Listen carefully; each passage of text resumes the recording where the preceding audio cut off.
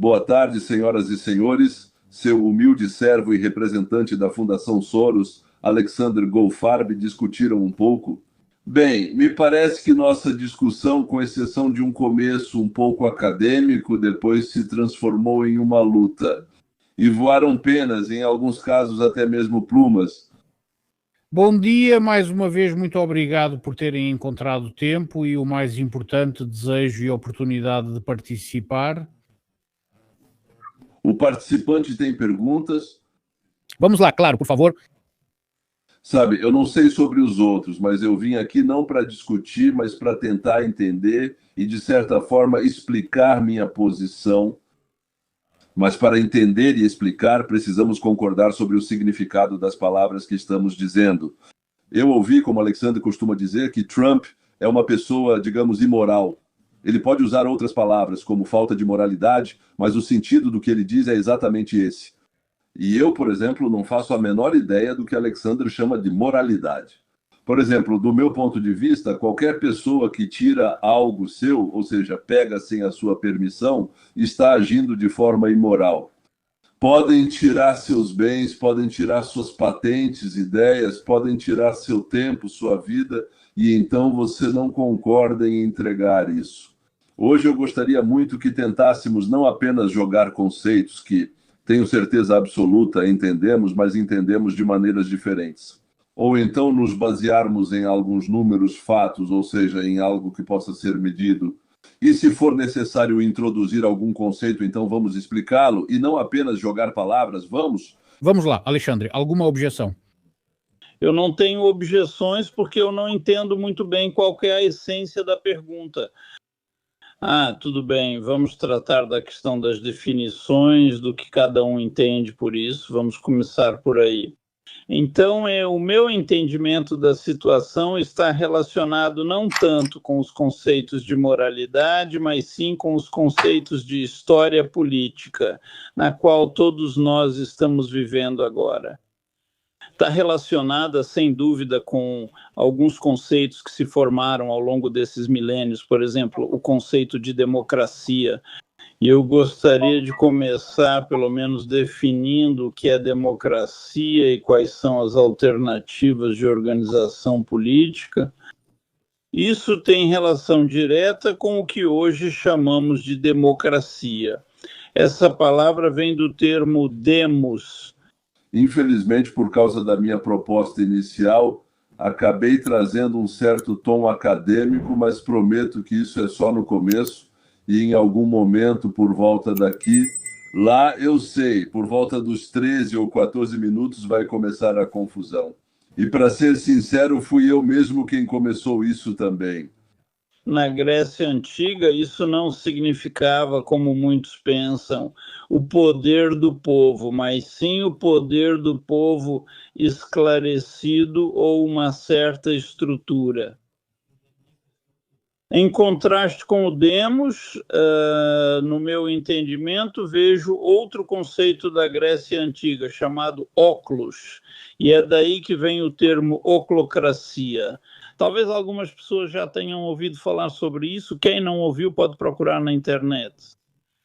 Óculos é a multidão e, consequentemente, democracia é o poder do povo. Ou seja, demos é diferente de oclocracia, que é o poder do óculos, ou seja, da multidão, porque no primeiro caso existe um certo sistema de regras com o qual todos os participantes do processo concordam. Essas regras incluem as leis, as limitações do poder, os direitos das minorias, o direito à discussão livre e certas estruturas que limitam abusos.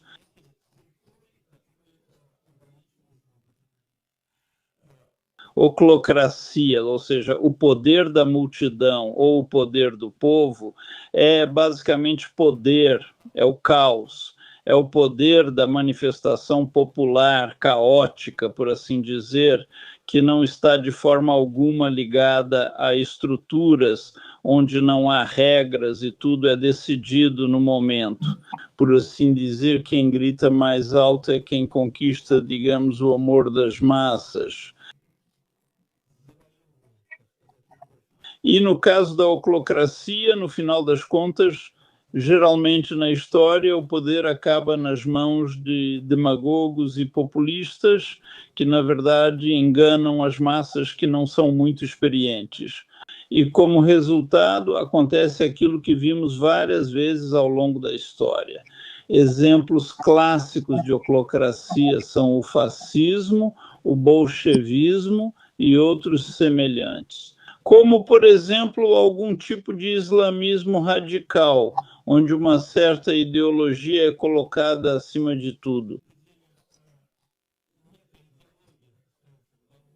E com a ajuda dessa ideologia, demagogos e populistas tomam o controle, começam a governar em benefício próprio, em detrimento da maioria, embora a maioria os apoie. E eu acho que agora a América está em uma encruzilhada onde forças que levam ao avanço do poder da multidão estão, por assim dizer, ganhando força. Desculpe pela tautologia. E como resultado, pode acontecer que nos encontremos em uma situação em que a democracia clássica, baseada em regras, moderação, razão e, por assim dizer, uma organização social sensata e educada, dê lugar a esse caos, ao poder da multidão. Ainda não aconteceu, mas, por assim dizer, as ações do atual governo americano, representado em primeiro lugar por Trump e seu movimento, estão levando a isso. E isso não significa de forma alguma que será assim. Nas últimas décadas, por exemplo, essas tendências se manifestaram em diferentes países democráticos, mas eles conseguiram, de alguma forma, conter essa tendência. Por exemplo, se lembrarmos de um fenômeno tão triste na história europeia como o Brexit, ou seja, a saída do Reino Unido da União Europeia, da qual a maioria dos britânicos agora se arrepende, já que esse tal Brexit não trouxe nada de bom para o Reino Unido. Esse é um exemplo de como, sob a influência de demagogos e populistas, conseguiram, por assim dizer, confundir a cabeça da maioria, e a maioria votou por esse tal Brexit. Depois começaram a arrancar os cabelos, mas já não dava mais para voltar atrás. A mesma coisa está acontecendo agora aqui na América. Há sintomas de como, sob a influência de sentimentos populistas e demagógicos, digamos assim, passam de forma absolutamente evidente direções e decisões políticas prejudiciais. E para mim, como biólogo de formação, o mais marcante foi o que está acontecendo agora na área da saúde. Ou seja, a proibição da medicina baseada em evidências, o cancelamento ou a restrição do sistema de vacinação, o que, sem dúvida alguma, mais uma vez falo isso como profissional, levará ao agravamento da saúde pública e ao aumento do número de mortes. E tudo aquilo de que a humanidade conseguiu se livrar há 100 anos, quando a imunização foi introduzida, é um exemplo. Coisas assim estão acontecendo muito agora. E tudo isso acontece por quê? Considerando as novas tecnologias na mídia de massa, a maioria das pessoas inexperientes, ou uma certa quantidade, digamos assim, de pessoas inexperientes, acaba sendo enganada, falando de forma simples, por todo tipo de teoria da conspiração, e como resultado, os demagogos acabam chegando ao topo. Mais uma vez, como exemplo, podemos citar o nosso atual ministro da Saúde, Robert Kennedy, ou o próprio Trump. E como resultado, tomamos decisões oclocráticas, o que pode levar ao fato de que, nas próximas eleições, novamente uma quantidade significativa de pessoas apoie essas tendências destrutivas na política. E digo que, bom, acho que vou encerrar por aqui, porque meu tempo já está acabando, vou terminar com o que tenho. E as tendências de que, no momento, quando ocorrem mudanças decisivas, também são possíveis, por assim dizer, ações violentas diretas por parte dos usurpadores. Autoridades, como vimos durante a tentativa de golpe de Estado em 6 de janeiro de 2021, quando então parte do Partido Republicano, com o apoio desse elemento oclocrático, também conhecido como Movimento MAGA, tentaram tomar o Capitólio à força e impor aos líderes políticos a ideia de anular os resultados das eleições e substituí-los por uma tomada de poder pela força, incluindo ações violentas contra representantes eleitos. O mesmo está acontecendo agora. Está absolutamente claro para mim que está sendo preparada uma tomada de poder pela força, caso eles percam as eleições deste ano e as próximas eleições presidenciais. E um exemplo dessa tomada de poder pela força é a recente operação da SDR na Comissão Eleitoral da Geórgia, no condado de Fulton, onde todos os documentos e arquivos eleitorais de 2020 foram apreendidos. E foi declarado no mais alto nível que isso está sendo feito para revisar novamente os resultados das eleições no condado de Fulton, para, digamos, estabelecer que essas eleições foram fraudadas. Isso é como um teste, uma espécie de ensaio de forças. Isso é o que devemos esperar no final deste ano nas eleições intermediárias e nas eleições de 2028, quando a maioria dos americanos, e é assim que parece pelas últimas pesquisas de opinião pública, decidir jogar essa força política no lixo da história e votar contra ela. Acho que vou encerrar por aqui.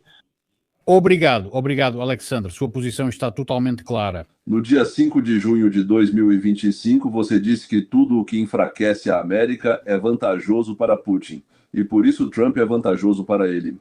Então, eu assisti a todas as entrevistas e não encontrei nenhum fato ali que comprovasse a afirmação de que Trump enfraquece a América. Ou seja, encontrei lá afirmações que se repetem muitas vezes. Mas em nenhum momento foi apresentado nenhum número ou qualquer prova concreta de que Trump fez algo que fosse bom para a Rússia, mas ruim para os Estados Unidos. Se ele faz algo bom para os EUA e isso também beneficia a Rússia, qual seria o nosso problema com isso agora? Então, em seguida, você também disse que ainda existem pessoas no Partido Republicano que estão insatisfeitas, digamos assim, com o relacionamento romântico dele com Putin. Eu entendo que você não quis dizer sexual. Por isso, Trump não pode aplaudir Putin publicamente e abertamente. Tipo, olha só que cara esperto, está bombardeando a Ucrânia de novo. Olha só que cara esperto, está bombardeando a Ucrânia.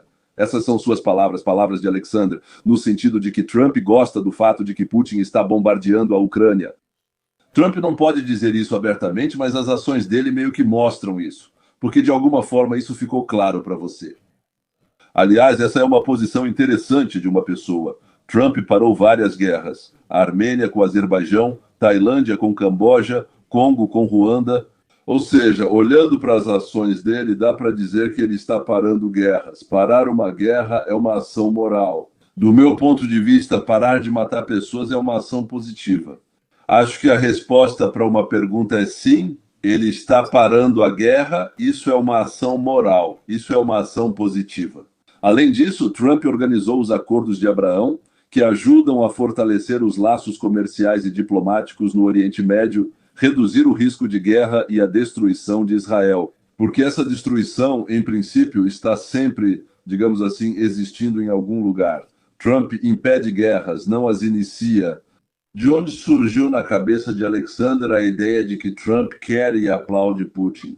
Acredito que ele jamais diria algo assim, nem para quem bombardeia qualquer lugar, inclusive a Ucrânia. Isso é totalmente incompreensível para mim. Terceiro, essa já é outra fala sua. Trump não faz nada que já seja realmente insuportável para Putin. Mas aqui precisamos abordar isso de forma um pouco mais detalhada, porque a afirmação de Alexander é que Trump não faz nada que prejudique Putin. Bem, sobre a Rússia, por exemplo, eu pessoalmente tive uma impressão completamente diferente. Mas vamos tentar analisar. Agora vou falar sobre assuntos externos. E depois, no decorrer das nossas perguntas e respostas, e especialmente da nossa, digamos, curta conversa livre de 15 minutos, também vamos abordar a situação interna. Então, vamos começar, digamos, pela Venezuela. Após a queda de Maduro, os EIUA declararam controle de fato sobre o setor de petróleo da Venezuela e indicaram claramente o objetivo de expulsar a Rússia, a China e o Irã do país. Os projetos russos, os créditos e a influência política estão sendo desvalorizados. Especialistas dizem que Moscou está perdendo bilhões investidos e uma base no hemisfério ocidental. A retirada, a tomada e o controle da Venezuela pelos EUA não são vantajosos para a Rússia. Agora não estou falando de mais nada. Moralmente, Yebel não tinha o direito. Se é vantajoso ou não, eu só comento se é vantajoso ou não. Talvez Alexandre ache que o fato de termos de fato tomado a Venezuela seja vantajoso para a Rússia, porque ele diz que o Trump nunca faz nada. Se a Rússia está mal, então, de alguma forma, a Rússia está neutra ou bem. Agora, então, a tomada do Irã ou a neutralização. A operação contra o Irã é descrita diretamente como uma tentativa de cortar a influência da Rússia na região. A perda de um parceiro no Oriente Médio piora a posição de Moscou para contornar as sanções, então a neutralização do Irã é muito desfavorável para a Rússia. Ou seja, é o contrário do que Alexandre disse em várias entrevistas. Agora, sobre a OTAN. Trump chegou à OTAN em seu primeiro mandato e disse: se vocês sabotarem nossas decisões e não pagarem pelo menos 2% do seu orçamento, ou seja, para o exército, para a defesa dos seus próprios países, então eu vou parar de proteger vocês, vão se danar, vocês não cumprem, por assim dizer, suas obrigações, e eu não vou cumprir as minhas obrigações. O que aconteceu? Os países da OTAN aumentaram rapidamente seus orçamentos de defesa e entre 1924 e 1925, 22 países atingiram o patamar de 2% do PIB. Agora, Trump voltou pela segunda vez. Em 1947, Trump notou que europeus gastavam com programas sociais ao invés de se prepararem para a guerra. Ao mesmo tempo, eles contam com a sorte, esperando que os americanos gastem dinheiro suficiente não só para proteger a América, mas também a eles. Trump decidiu que a situação na Europa lembra a situação na Ucrânia, quando a Ucrânia não se preparou para a guerra com a Rússia, mas agiu de forma provocativa e saqueou o orçamento. Por isso, Trump declarou à Europa que deveriam destinar 5% do orçamento para a defesa. Ou seja, Trump fez mais pela OTAN do que qualquer outra pessoa no mundo de hoje. Ele é o homem que restaurou a OTAN. É exatamente o oposto do que Alexandre está dizendo. Ele está reconstruindo, transformando a OTAN de uma organização amorfa, incapaz de se defender, em uma força combativa, eficaz e poderosa. Isso já foi confirmado várias vezes pelo secretário-geral da própria OTAN. A conclusão é que o fortalecimento da OTAN, o aumento do poder da OTAN e o rearmamento definitivamente não são vantajosos para a Rússia. Na verdade, eu tenho uma pergunta para Alexandre, digamos assim, não é obrigatório, porque ele já começou a responder agora, mas é só uma pergunta. Se você acha que Trump não fez nada de ruim ao regime do Kremlin, então o que acabei de contar para você é bom para o regime do Kremlin, bom para a Rússia, para o Kremlin pessoalmente, para Vladimir Vladimirovich? Se você não sabia disso que contei, fico feliz de estarmos juntos e eu poder compartilhar com você. Então, você ainda acha que Trump não fez nada para irritar ou ofender Putin? Ou sua opinião, digamos, mudou um pouco? Muito obrigado. Obrigado, muito obrigado, Leão. Então, acho que estamos justamente passando para a próxima etapa. A palavra de abertura, ou as posições dos lados em geral dos nossos participantes de hoje estão claras. Então, vamos passar para as perguntas agora. E justamente o Leon fez a primeira pergunta para o Alexandre. Alexandre, por favor, você responde. E depois pode fazer sua pergunta para o Leon. Certo. Então, vamos começar pelo fato de que, na minha opinião, Trump está entre dois fogos. Por um lado, ele tem uma simpatia e benevolência absolutamente óbvias por Putin e pelo regime dele, assim como por muitos regimes autocráticos e repressivos ao redor do mundo, e antipatia pela Europa democrática e liberal. Isso já foi dito muitas vezes em vários tipos de documentos programáticos, discursos e declarações. Começando com o famoso discurso de J.D. Vance na conferência em Munique e terminando com o último discurso de Trump em Davos. Ele claramente não simpatiza com os princípios sobre os quais a democracia liberal da Europa Ocidental foi construída de modo geral, e nunca criticou regimes repressivos como o regime de Putin, por exemplo. Isso é o primeiro ponto.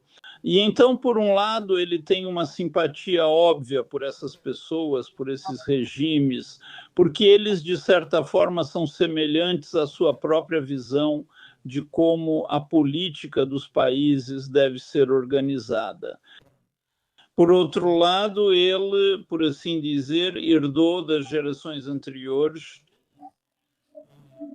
uma situação em que, objetivamente, do ponto de vista dos interesses e, digamos, das consequências de longo prazo, os interesses dos Estados Unidos e de todo o mundo livre estão em conflito com os interesses dos regimes autoritários e antidemocráticos.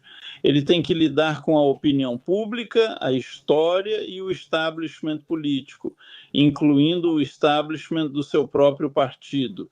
Se deixarmos de lado esse movimento populista nos Estados Unidos, eles, em geral, estão claramente em uma posição pró-democracia. Digamos, se olharmos para a tradição deixada para nós por pessoas como Ronald Reagan ou John McCain, eles e aqueles que agora se dizem seus seguidores, eles estão em forte desacordo com Trump em questões de política externa.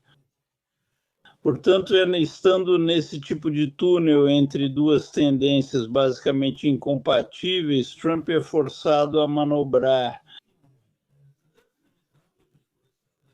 Vou dizer que eu, pessoalmente, não tenho absolutamente nada contra o fato de que a América use seu poder e influência no mundo para promover seus próprios interesses.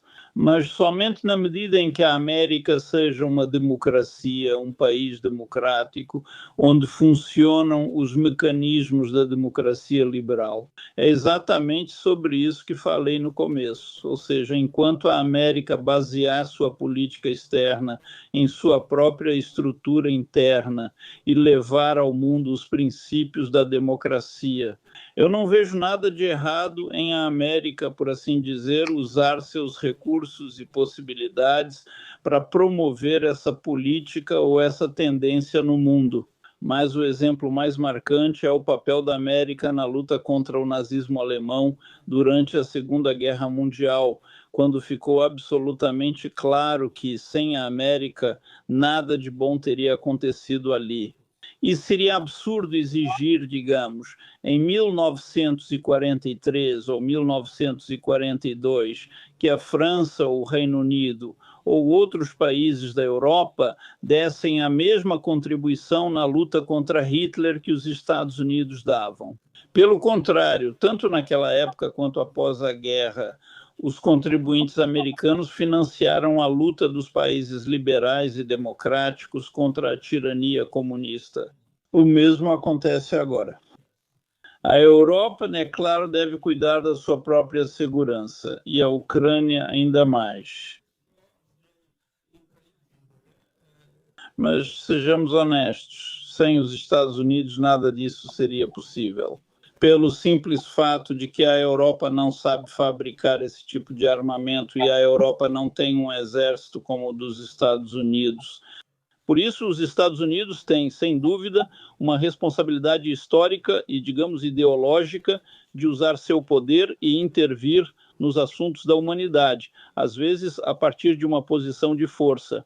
Mas, novamente, isso só é válido enquanto os Estados Unidos forem um país democrático internamente. No momento em que os Estados Unidos se tornarem um desses regimes, e agora eu acho que estamos caminhando para isso, e não vai ser muito diferente do regime de Putin ou do regime da Arábia Saudita, então, nesse caso, tudo isso perde completamente o sentido. Por isso, eu acho que sim, os Estados Unidos devem participar, devem pagar esse preço. Esse é, digamos, o seu sentido histórico, e a geração de americanos, incluindo tanto os de direita quanto os de esquerda, entendia isso perfeitamente. E ninguém, lembro, apenas círculos de direita muito, muito radicais se opuseram ao Lend-Lease na época ou ao Plano Marshall, porque o sentido do Lend-Lease era enfrentar Hitler e o sentido do Plano Marshall era enfrentar Stalin. E é isso, digamos, né, se falarmos de história. Agora, foi mencionado Israel e os acordos de Abraão. Aqui não tenho nada a contestar, considero que foi uma política do ZEUA muito correta e sensata. Estimular ou usar a antipatia de todos esses chamados afegãos árabes,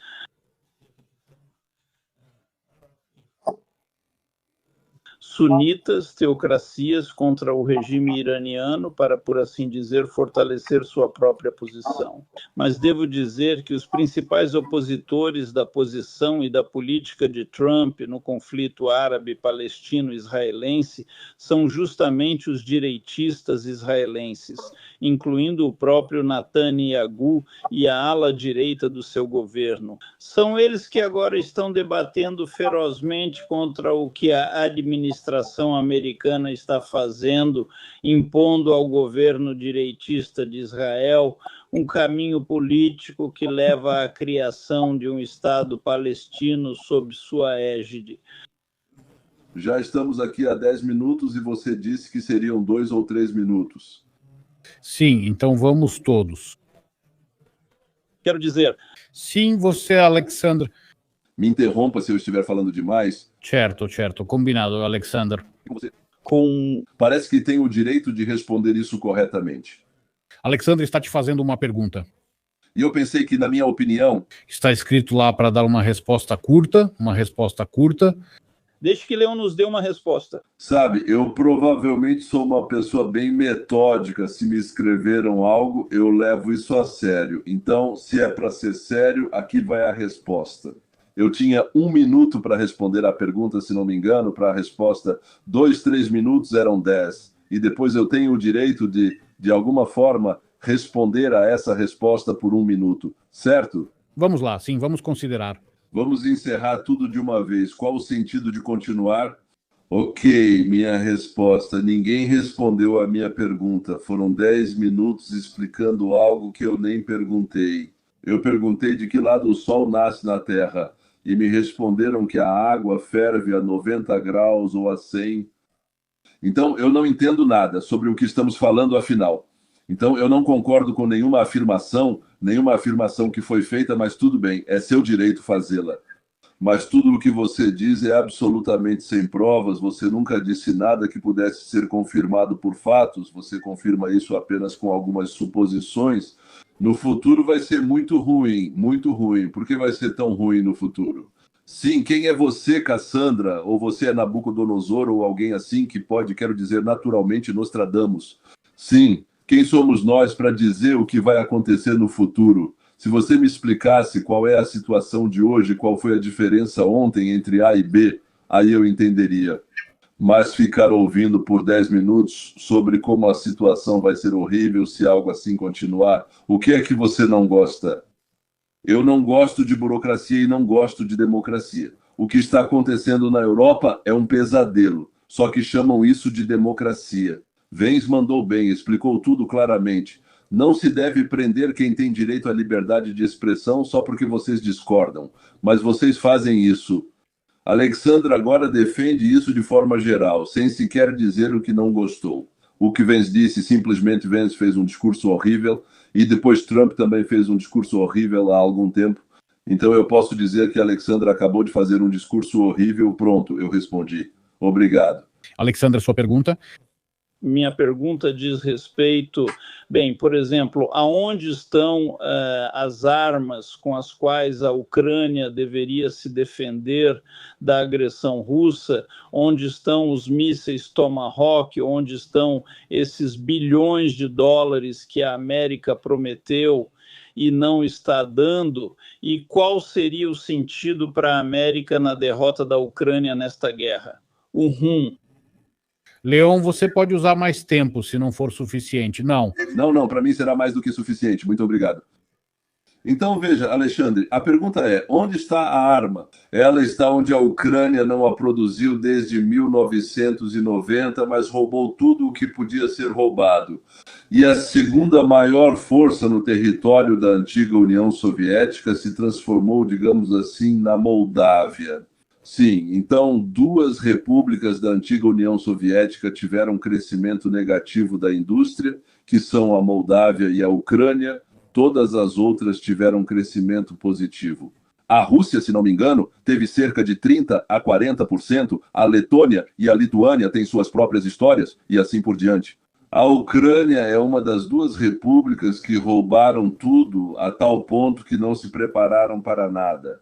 E quando 4 meses antes da invasão já tinha acontecido a Geórgia, já tinha acontecido a Crimeia, 4 meses antes da invasão de 2022, os americanos começaram a falar. O Biden queria, assim, na minha opinião, pelo menos foi o que ele disse, talvez ele tenha se enganado, mas pelo menos ele disse que se vocês, pessoal, tomarem a Rússia rapidamente, nós não vamos interferir. Sim, foi o que ele disse. Isso existe dele, não estou inventando agora. Isso é um fato, não tenho isso em mãos agora, mas você pode verificar em qualquer lugar. Está lá. Foi isso que o Biden disse.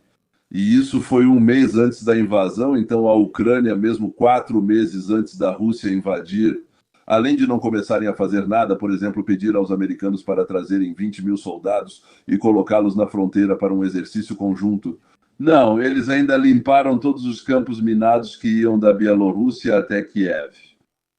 Para quê? Não sei, mas foi isso que fizeram com as primeiras armas, foi lá que não fizeram.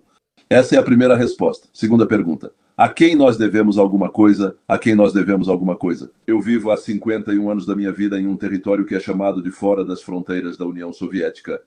Eu estava pensando agora, enquanto você falava, eu devo alguma coisa a alguém? Por que eu deveria? Na Ucrânia? Aliás, no Congo mataram 6 milhões de pessoas em 30 dias de guerra, porque eu não devo nada lá? Existem muitos lugares onde pessoas são mortas. Porque sim, um dos meus avós nasceu na região de Kharkiv, veio para São Petersburgo, mas só porque meu avô nasceu lá emocionalmente, eu sou obrigado à Ucrânia. Por que um fazendeiro em Iowa não deveria comprar, sei lá, um telefone para o filho ou uma bicicleta para a filha, mas sim mandar esse dinheiro comprando armas para a Ucrânia? Por quê? Sim, isso é uma bobagem, ninguém prometeu nada. Eles sempre mencionam o Memorando de Budapeste, mas a Ucrânia não leu. Não fomos nós que enganamos, e sim várias pessoas. Tudo o que está escrito neste documento fedorento, desculpe meu francês, ainda não falei francês, mas ainda falarei. Então está escrito o seguinte, se alguém atacar vocês, nós nos comprometemos a ir ao Conselho da ONU e conversar sobre isso. Não tem mais nada escrito lá, eu li da esquerda para a direita, da direita para a esquerda, em hebraico, em inglês, de qualquer jeito, é só isso e nada mais está escrito lá. Ninguém prometeu que nós prometemos fornecer armas para eles ou enviar pessoas para lá para proteger. Porque esse conflito que está dentro da Europa entre os chamados povos irmãos que não conseguem dividir alguma coisa lá. Olhe para os sobrenomes desses oligarcas na Rússia, para os sobrenomes desses oligarcas na Ucrânia. Metade dos oligarcas russos tem sobrenomes ucranianos, metade dos oligarcas são judeus. Também, naturalmente, metade dos oligarcas na Ucrânia são russos. Sim, eles. Poroshenko, sendo presidente, fazia comércio com a Rússia enquanto estava em estado de guerra. Hoje me contam, eu sei analisar os números. Durante a anexação da Crimeia e o início da guerra não acabou, mas sim aumentou em 30% o comércio entre a Rússia e a Ucrânia, mais uma vez. Desde o momento da anexação da Crimeia até o início das ações ativas da guerra, o comércio entre a Rússia e a Ucrânia aumentou em 30%. Ele fala algo complicado. Agora sou eu que pago por isso? por causa do fato de que eles são canalhas tortos, roubam tudo o que podem roubar, enganam o próprio povo deles. Fizeram 6 milhões fugirem, mataram 1 milhão de pessoas quando já estavam prestes a assinar. E eu contei isso para o Hakami, fui 2 vezes para Istambul, acertamos tudo. Isso foi exatamente 23 dias depois do início da fase ativa da guerra. Em 2022, o Hakami foi para Istambul, acertou tudo com os russos. A Rússia então levou um golpe, não esperava de jeito nenhum, porque o Trump forneceu armas Javelin e outras coisas. O Trump deixou armas, o Obama mandou cobertores e o Biden roubava. E o Biden, a principal atitude dele em relação à Ucrânia era a seguinte: se vocês não demitirem imediatamente o procurador-geral da Ucrânia, que está investigando meu filho, que está roubando, obviamente, no território da Ucrânia, então eu não vou dar o bilhão que a América prometeu para vocês. Se vocês fizerem algo bom para o meu filho, então a América, não eu, o Biden, vai dar o bilhão para vocês. Se não fizerem, não vou dar esse bilhão. Por isso nós não prometemos nada. Nós gastamos uma fortuna para expulsar a democracia da Ucrânia.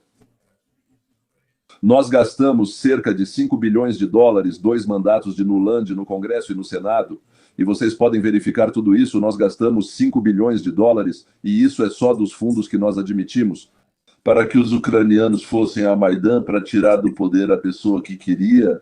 E com ambos os presidentes, nós fazíamos o que podíamos para desestabilizar a América. Que tipo de armas prometemos a eles, nós organizamos, mas não fomos nós que começamos essa guerra. Putin é um canalha, Putin é um maníaco sanguinário e assim por diante. Não pelo início da guerra, mas pelos métodos que ele usa. Mas isso não é da nossa conta. Mais uma vez, por que alguém no Arizona deveria dar seu dinheiro para que alguém se beneficie no território do Congresso? Quantos ucranianos doaram dinheiro para Guatemala, onde ninguém morreu? Por que americanos deveriam doar à Ucrânia? Muito obrigado a todos. Muito obrigado, Leon. Alexander tem direito à réplica, então vamos respeitar o tempo e passar 3 minutos para a réplica, por favor, Alexander. Vou tentar ser breve. Praticamente não tenho comentário sobre esse discurso que acabamos de ouvir, ele fala por si só. Só quero lembrar que ela é surpreendente. Essa ideia de por que devemos? Lembra os discursos de políticos de direita dos anos 40, 41, 42, quando eles se opunham à entrada do EU na Segunda Guerra Mundial e à ajuda ao Reino Unido e à União Soviética na guerra contra Hitler? A guerra teria sido perdida. Portanto, quem gastou quanto dinheiro em ajuda à Ucrânia e em armas é fácil de ver, é só procurar no Google.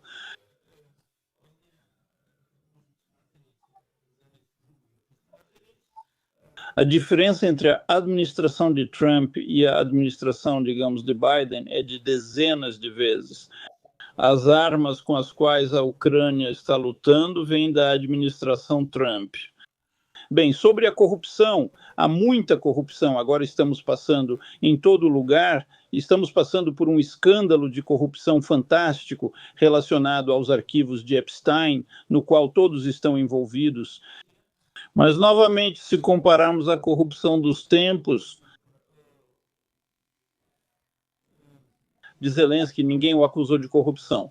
Quanto ao Poroshenko, sim, havia corrupção lá, mas ela não se compara em escala com a corrupção. Trump, que enriqueceu pessoalmente em mais de $1 bilhão usando sua posição como presidente. Começando pelo fato de que ele faz contratos lucrativos com o governo e terminando com ele enriquecendo seus amigos, manipulando o mercado de ações. Por isso, realmente não tenho nada a dizer sobre isso. Então, deixa eu fazer uma pergunta agora, é a minha vez.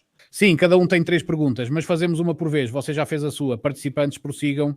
Então, deixa eu aproveitar o momento e fazer logo uma pergunta sobre a corrupção na administração do Trump e da família dele, sobre o enriquecimento pessoal deles por terem o controle dos recursos administrativos e econômicos. Obrigado.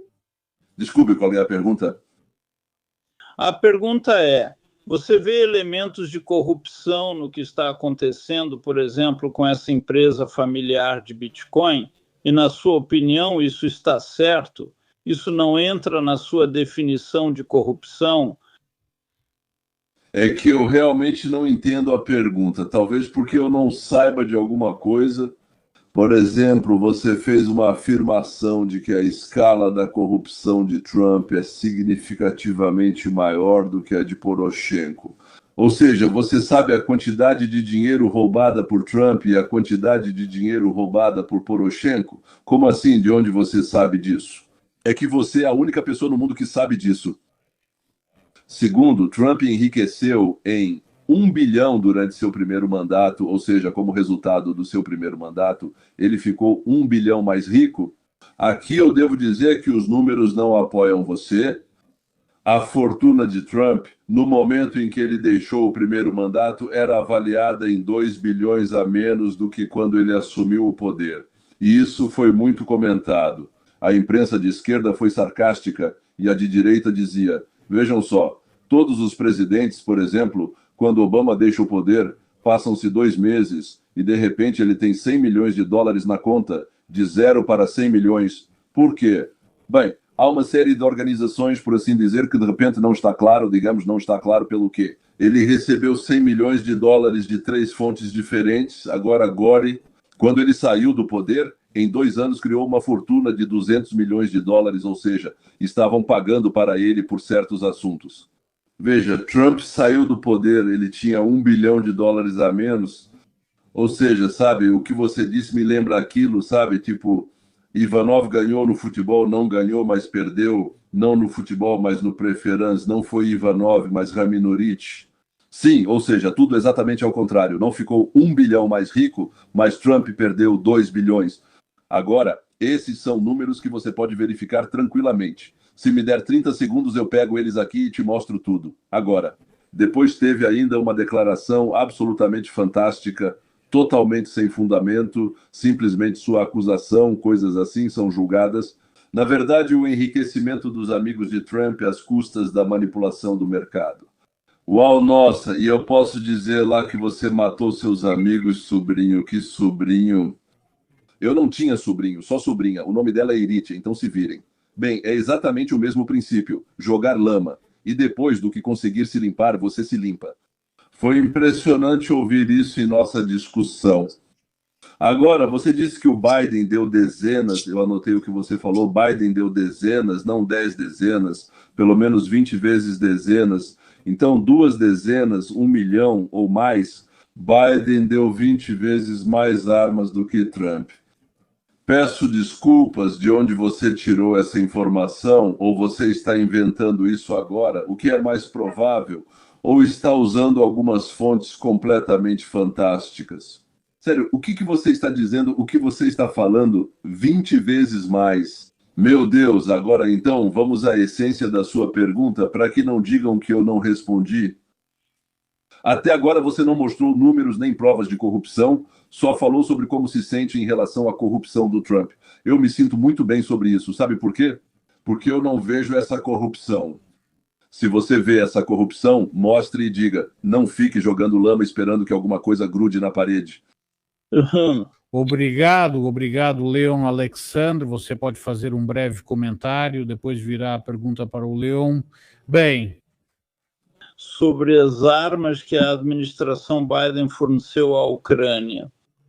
Agora não me lembro exatamente dos números, mas foi algo em torno de 80 bilhões de dólares em ajuda militar e econômica durante seu mandato. Na época, como foram mencionados aqui os Javelins, eles custaram só cerca de 12 milhões, ou seja, é muito menos. Agora, tudo o que a Ucrânia recebe é pago pela Europa, isso é a primeira coisa.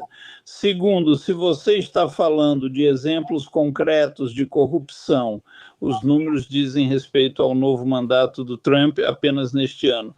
Procure, qualquer um pode procurar no Google e ver qual foi o aumento da fortuna da família Trump em um ano. no último ano, ano e meio, você verá números na casa das centenas de milhões de dólares ligados principalmente ao comércio de bitcoins. E como um exemplo concreto de um evento de corrupção, podemos lembrar do avião. O valor, se não me engano, era de 100 ou 200 milhões ou até mais, não lembro agora o número exato, mas estamos falando de centenas de milhões. Existe uma parceria, o Qatar deu de presente para o Trump, sem dúvida, não de graça. E o Qatar deu isso de presente para o Trump, ele deu isso para os Estados Unidos da América, e agora isso está nos Estados Unidos da América, na frota aérea. Sobre o fato de ter aumentado a fortuna, você esqueceu o que o Trump criou? Entre 1945 e 1947, ele criou uma organização chamada True Social, que não existia antes. Ele a criou com as próprias mãos, ela. Hoje, sua fortuna é estimada em 5 bilhões de dólares, ou seja, naturalmente ele ficou mais rico porque criou uma organização. É assim que funciona no nosso mercado livre. No capitalismo, criam-se valores, você inventa algo, as pessoas gostam, compram, pagam para você e você fica mais rico. Qual é a relação? Se você acha que o capitalismo é corrupção, então você está absolutamente certo. Mas foi por isso que eu pedi desde o início para tentarmos nos explicar de uma forma que vocês se entendam. Agora eu entendi. Você acha que o livre mercado é corrupção e eu acho que é a única maneira de desenvolver a humanidade. Tudo bem, deixe-me fazer minha pergunta. Por favor, sua pergunta. Leon Trump está baixando o preço do petróleo, trazendo gás natural liquefeito para a Europa, expulsou a Rússia da Venezuela e está tentando fazer o mesmo no Irã. Ele transferiu a embaixada do Zimeuri para Jerusalém e reconheceu as colinas de Golã. Servi no exército israelense, então não são só palavras. Atirei nessas colinas de Golã. Sei por que isso é importante para nós. Ele posicionou a frota para proteger Israel dos mísseis iranianos. Trump parou várias guerras, Trump está tentando, ele colocou impostos sobre os fabricantes, ele acabou com a migração ilegal, reduziu a inflação, ele diminuiu o fluxo de drogas para os EUA. Os homens dele encontraram 120 mil das 300 mil crianças trazidas sem os pais, que foram entregues à escravidão. Alguns trabalharam como domésticos ou em fábricas, outros foram para bordéis, todos sabemos disso. Trump já encontrou 120 mil deles. Isso significa que ele está lutando contra o crime e reduziu a criminalidade nas cidades. Bem, onde o deixam entrar é o lugar dele. Então, minha pergunta para você é: o que exatamente você não gosta nisso tudo? Por que você acha que ele é ruim para a América? Presidente, agora você vai ver a briga. Estou fazendo uma pergunta específica.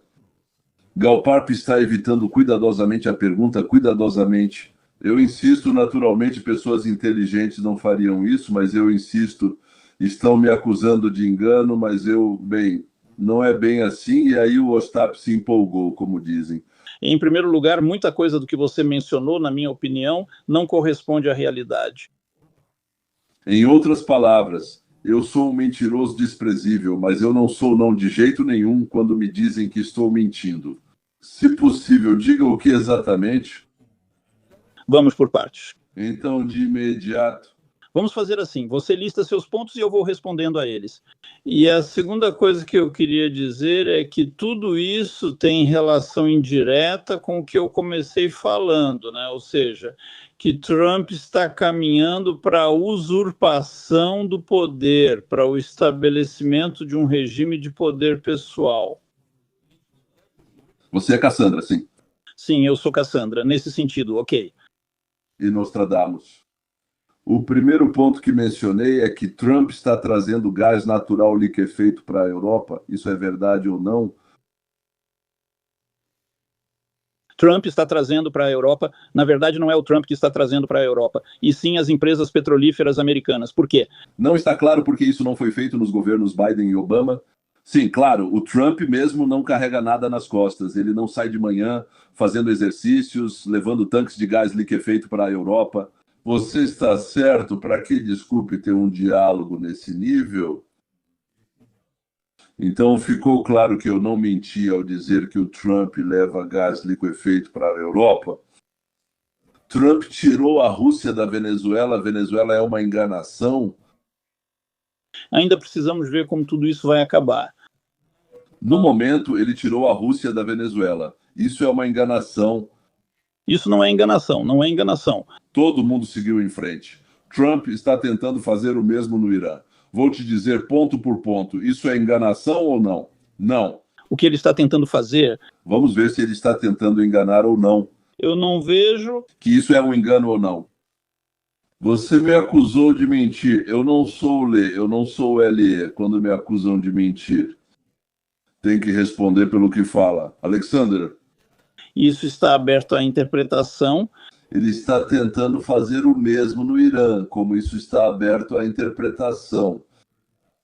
Primeiramente, eu não vejo que ele tenha tirado a Rússia da Venezuela. Até agora, o mesmo regime que estava com Maduro ainda governa a Venezuela. Em segundo lugar, a questão do que vai acontecer com o Irã não está clara, pois, como vemos... Eu disse que Trump está tentando fazer a mesma coisa. Leon, vamos fazer assim. Nós ainda vamos dar a oportunidade para Alexander responder, mas você terá uma réplica que poderá complementar. Foi Alexander quem sugeriu que eu fizesse perguntas uma a uma para que ele respondesse a cada uma. E eu estou perguntando especificamente, eu menti sobre isso? E Alexander começa a falar de novo. Isso não vai ser assim. Pelo que sei, Alexander não disse que você mentiu. Certo, exatamente. Vamos rebobinar a fita. Ele disse que tudo, que a maioria do que eu disse não é verdade. Ele... Que muita coisa disso... Que você disse... Não corresponde à realidade. Então, sobre o Irã, não tenho certeza se a política de Trump em relação ao Irã levará ao enfraquecimento. Você quer ser Nostradamus? Você também não. Estou dizendo, ele está tentando fazer a mesma coisa no Irã. Não sei como posso ser mais preciso. Ele está tentando fazer a mesma coisa no Irã. O quê? Acho que eu menti. Paralelamente a isso, ele fortalece Putin na Europa. Nisso, Trump tenta fazer o mesmo no Irã, onde eu menti. Eu não disse que você mentiu, você disse. Que eu enganei, você disse que eu falei uma mentira. Você está apresentando sua interpretação dos acontecimentos como se fosse a realidade. Nós devemos. Ou seja... Em outras palavras, eu não menti. Resumindo, Trump transferiu a embaixada do ZEUA para Jerusalém, onde eu menti. Obrigado. Isso não tem nada a ver comigo, disse Trump. Transferiu a embaixada do ZEUA para Jerusalém, onde eu menti. Eu até fiquei com pena do velhinho com quem estávamos, somos da mesma idade, ele, eu e Vovka Putin temos a mesma idade, talvez um ano e meio de diferença, talvez 2 no máximo. Trump mudou a embaixada do ZEUA para Jerusalém. E daí? Eu menti ou não, tudo o que estamos esclarecendo, eu menti, é isso que eu disse. Ao que você respondeu que eu falei uma mentira.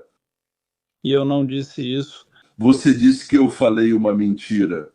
A maioria do que o Leon acabou de dizer, você não disse, Leon, ele acabou de dizer, era mentira. Eu anotei suas palavras. Por que eu estou dizendo? Isso não é real. Ele traduziu, concordei com ele e com a embaixada. Agora ele reconheceu a Holanda. Onde está a mentira? Continua. Mais uma vez. Ele reconheceu Golandi? Tudo bem, reconheceu Golandi. Vamos em frente. Sim, não. Eu menti ou não? Trump reconheceu Golandi, ok. Ou seja, eu não menti. Você admite que errou. Eu não menti. Trump enviou a frota para proteger Israel dos mísseis do Irã. Onde eu menti?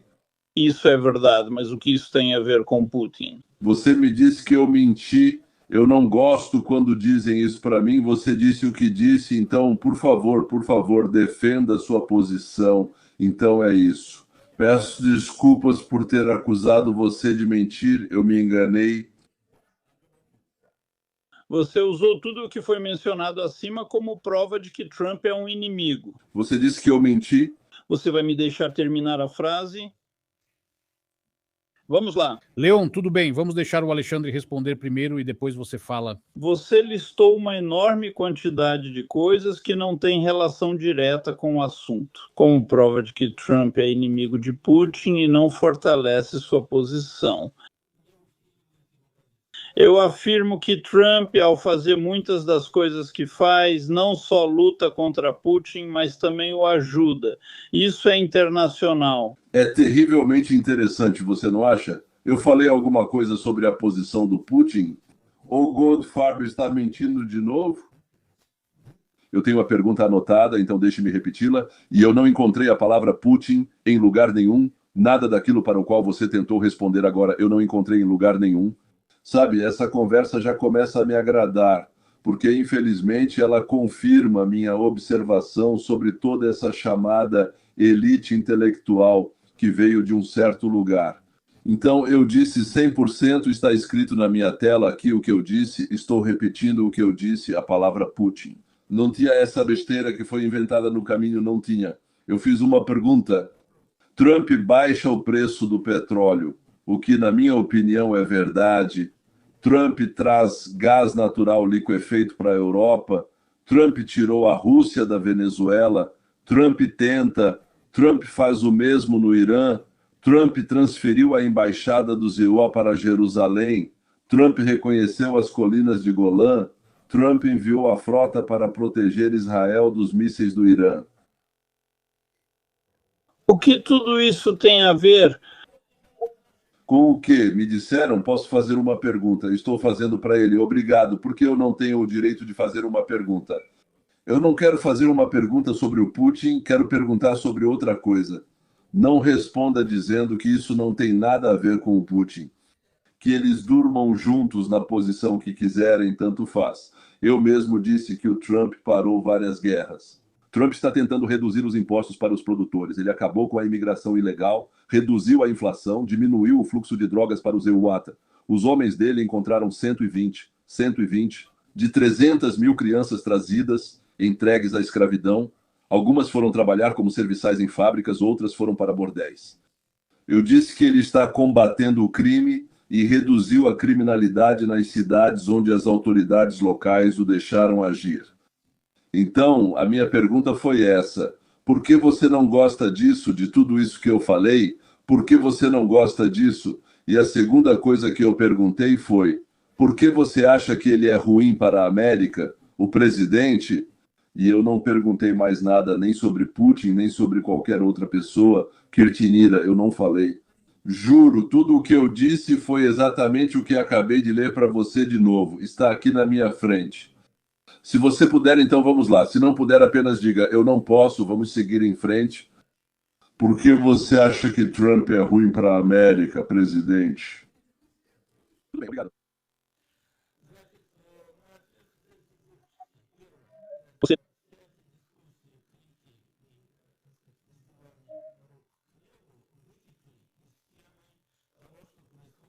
Leon Weinstein. Motnen, foi daqui que tudo começou. Legendas por Dima Torzok. Bem, sinto pena dele e ao mesmo tempo não sinto, eu diria até que é mais vergonha, é meio constrangedor de assistir, sabe? E você consegue imaginar como ele se sentiu horrível? Isso é uma coisa. Outra coisa, por que eu acho que Trump é um mau presidente? Porque a economia está indo para baixo. Porque o mais importante é que ele está enfraquecendo a América no cenário mundial. E porque o principal, ele está levando à usurpação do poder e ao estabelecimento de um regime de poder pessoal. Esse é todo o problema. Quanto à imigração, essa é uma questão especial. A imigração precisa ser colocada sob controle, mas não da maneira como ele está fazendo, né? Ou seja, violando todas as leis imagináveis e inimagináveis que protegem os direitos humanos, a liberdade de expressão e outras coisas. Você não quer responder à pergunta, então uma coisa não tem relação com a outra. Eu perguntei separadamente. Como dizem na América... Nós, como se diz, temos o que sabemos fazer. Alexandre respondeu: estou reagindo, você disse que posso, estou reagindo, mas Alexandre não respondeu à minha pergunta. Ele começou de novo a inventar alguma coisa, dizendo que essa pergunta, na verdade, vem de outra pergunta e eu já até esqueci de onde ela veio. Eu acho que isso é sobre coisas separadas. De qualquer forma, ainda vamos voltar a isso, acho que vai ficar mais claro. De qualquer forma, vamos voltar a isso. E por quê? Bem, porque estamos falando exatamente sobre isso agora, ou seja, o papel de Trump na vida dos Estados Unidos. Se ele é mau ou não, essa é a questão da nossa discussão de hoje. Por isso, de um jeito ou de outro, tudo vai girar em torno disso. Acho que você também está distorcendo as coisas. Eu estou distorcendo? Claro. Agora mesmo, Alexander disse que essa pergunta decorre de algo e inventou de onde ela decorre. Não, eu estou dizendo. Que essa era uma questão completamente separada, que tem relação direta com se Trump é mau ou não é mau. Foi exatamente isso que eu perguntei. Lembro, eu perguntei. Alexandre respondeu daquele jeito, Leon. Você acredita no presidente? Sim, se a resposta dele te satisfaz ou não é outra questão. Mas Alexandre respondeu muito bem. Se não me engano, minha breve observação que você incluiu nas regras de conduta foi a seguinte. Eu acho que Alexandre desviou da resposta, começando a falar sobre o fato de que aparentemente eu não acredito. E Gesticulo muito com as mãos, ele não disse que sou judeu, mas faço muitos gestos. E quando eu preciso dizer que não sei, eu dou uma melancia para um transeunte e digo, como é que eu vou saber? E gesticulo com as mãos. Você fez essa conta, né? Alexandre não respondeu, por favor. E Alexandre mesmo não consegue, você com certeza precisa defendê-lo com unhas e dentes? Não, eu não estou defendendo ninguém, não ou sim. A pergunta é sim ou não. Está perguntando para mim ou para Alexandre? Você disse não assim que falei algo. Então pergunto, não sobre o quê? E você responde. Está perguntando isso para quem? Para Alexa. Para você, você acabou de dizer eu falei algo, você respondeu não, não o quê? O apresentador, ele nem manca. Sim, ele não tem uma perna. É direito da Rádio Vera colocá-lo lá. Como moderador, bem, poderíamos ter dito, ou eu poderia ter recusado, mas eu concordei sim, mas mesmo assim o nível acabou sendo, bem, muito baixo. Sim, ele se intromete do mesmo jeito que os moderadores da CNN fazendo jogo duplo, defendendo com unhas e dentes, ou seja, defendendo o seu ou alguém que ele decidiu proteger com unhas e dentes do atacante. Então, a cota de proteção dele é que está um pouco curta, mas tirando isso é muito parecido e, na verdade, é até engraçado. Eu já estou começando a não entender mais para o que eu respondi não. Também não sei, você só disse não. Bom, então, talvez a gente possa continuar. Sim, e você, apresentador, não eu. Não, quero dizer, vamos continuar. Eu só não entendo o que você está me perguntando, o que não está. Incrível, acho que foi você quem disse não. Tudo bem. Não, tudo certo, eu disse não. A nossa discussão, em vez de falar sobre os fatos, se transformou no seguinte. Leon, isso é realmente uma discussão, mas quem deve julgar essa discussão é o espectador ou outra pessoa. O que Alexandre diz é o que Alexandre diz. Se isso te agrada ou não, ou pelo contrário, como dizem, já é seu direito formular isso dentro de si, como você acha que deve ser. E você entendeu alguma coisa? Eu não. Bom, basicamente é isso. É sobre isso que eu queria falar. Então eu pediria muito que na próxima fala Alexandre explicasse o que significa a economia estar indo para baixo, por quê, de onde ele esteve no futuro e descobriu que Trump vai usurpar ou planeja usurpar o poder. E que a imigração deve ser interrompida de alguma outra forma que ninguém conseguiu imaginar nos últimos 50 anos. Alexander, sei como é preciso acabar com a imigração ilegal, se Trump está fazendo errado. São 3 perguntas de uma vez, então, antes de eu responder a elas. Quero, por assim dizer, lembrar uma velha expressão que vem dos Temovikov, ou seja, Júpiter, você está com raiva, por isso você está errado, então... Acho essa expressão muito tola. Mas é assim que ela é transmitida. Quantas tolices existem? Nossos antepassados falavam tantas ou mais, talvez por terem mais tempo. Certo, então eu só estou constatando os fatos, lembrando dessa frase, então, sobre o fato de que a economia está caindo. De acordo com pesquisas entre os americanos, a maioria acredita que sua situação financeira piorou, que o custo de vida está aumentando, que, por assim dizer, os preços dos bens de consumo estão subindo. E eles não veem nenhuma satisfação com a política econômica da administração Trump. Qual era o segundo ponto? Você mencionou 3 temas. O primeiro foi, a economia está indo para baixo. De onde? Como você conseguiu penetrar no futuro e descobrir que Trump está tentando estabelecer uma ditadura? É muito simples, porque já tivemos uma tentativa de golpe de Estado em 6 de janeiro de 2021, quando multidões dessa mesma plebe, por assim dizer, tentaram tomar o Capitólio de assalto e impor ao país um resultado ilegítimo das eleições, que, na opinião deles, foram roubadas. Essas pessoas foram presas e Trump as perdoou, dando assim um sinal aos futuros invasores de que ações semelhantes, tentativas de golpe de força no país, ficariam impunes. Isso é a primeira coisa. A segunda é que, ao contrário do que aconteceu em 6 de janeiro de 2021, desculpe, da próxima vez que Trump perdoou, dando assim um sinal aos invasores de que ações semelhantes, tentativas de golpe de força, ficariam impunes. Isso é a primeira coisa, não será possível impedir essa tentativa de golpe de Estado.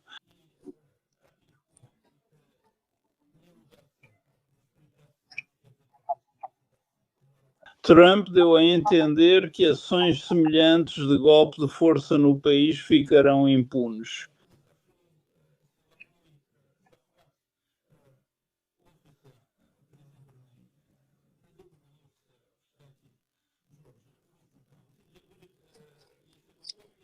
Primeiro, aquele mesmo condado, aquele mesmo Gravestock, onde, quando, para onde?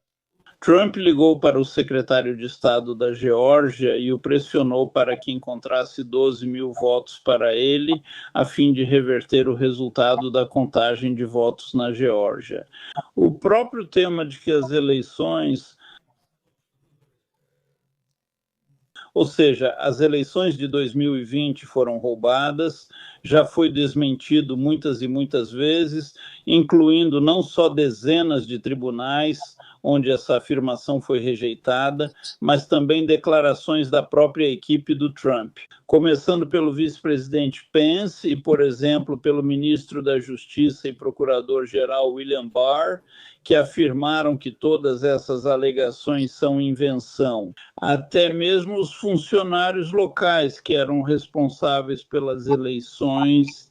E, por fim, digamos assim, o sintoma de que as coisas estão caminhando para o estabelecimento de um regime de poder pessoal está relacionado às últimas declarações de Trump, literalmente de ontem ou anteontem, sobre o que ele quer, e como sabemos, quando ele quer alguma coisa, ele tenta conseguir, se não houver resistência, o que ele quer.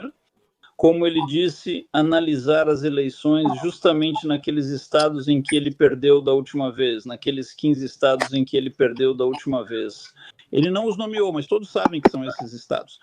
E a nacionalização das eleições significa tirar o controle das eleições, que pela Constituição pertence às autoridades locais, e transferi-lo para o governo federal. Ele nem mesmo disse governo federal, mas sim o Partido Republicano, ou seja, é isso. Isso me faz pensar que Trump está seguindo uma política deliberada rumo a uma tomada de poder violenta e inconstitucional. Caso ele perca, ou seu movimento perca a próxima eleição. Essa é a segunda questão. Havia uma terceira.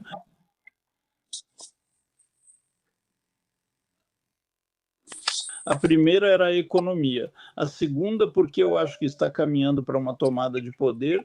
E qual era a terceira? Sim, para ser sincero, eu já não me lembro mais. Então, eu proponho que a gente passe para a última pergunta.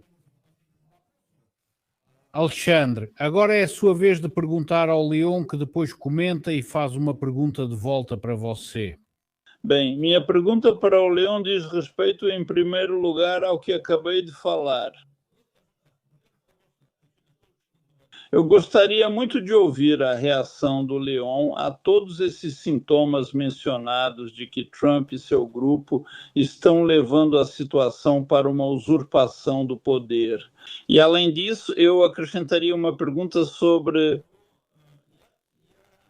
Às vezes me acusam de ser apoiador do Partido Democrata, mas isso não é verdade.